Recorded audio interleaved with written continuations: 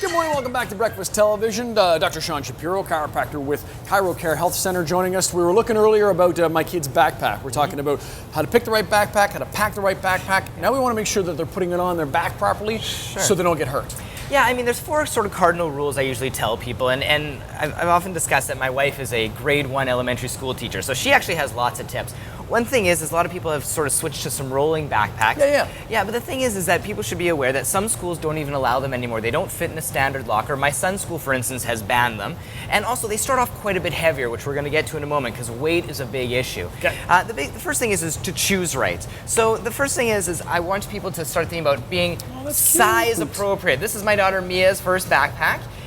You want something that is not too big. It should not sag below the child's buttocks. If it's too big, they're going to start stuffing it with things. So make sure it's size appropriate.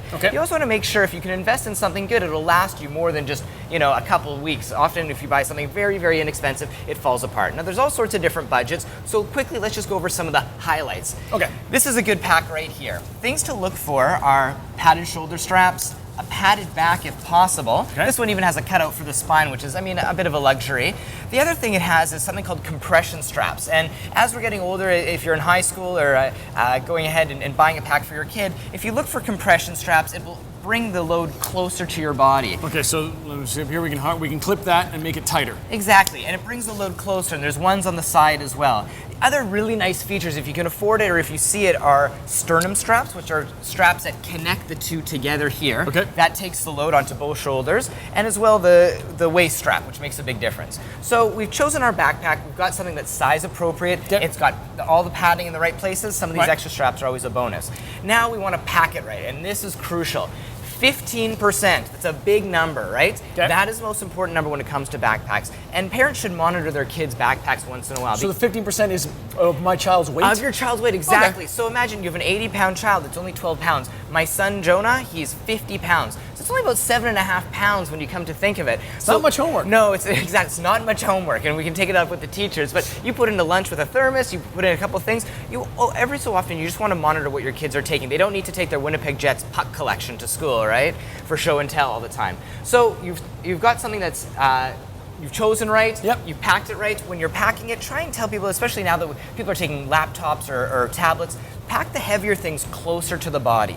And then as, sweaters and things that are a bit lighter further out. So you've packed it right, now you want to lift it right. Now for kids, they can often will pick it up, they'll swing it over their shoulder, and it's one thing you want to get them to just grab it. You want to lift it with both legs. This actually is very important for adults or school-age children as they get a bit older, because you wouldn't believe how many people have come into my office saying, I was just bending over to grab my bag. It wasn't even that heavy, but they were bending and twisting, and that puts their spine in the weakest position possible. Pick it up properly. What about the one shoulder thing? You were holding on there. Yeah, the one shoulder, exactly. What you typically want to do is, and a good way of doing this is explaining to your child that if they put it over both shoulders, that it'll be good for them, it'll help them. And if they start doing things like this, they'll see how much easier it is. So if they're wearing it right, it'll make a big difference. So pick the right one, pack the right way, and make sure they're wearing it properly. And if you need help, hit breakfasttelevision.ca. You'll find all of Dr. Shapiro's links and info right there. Going to take a break. There's plenty still to come today on BT.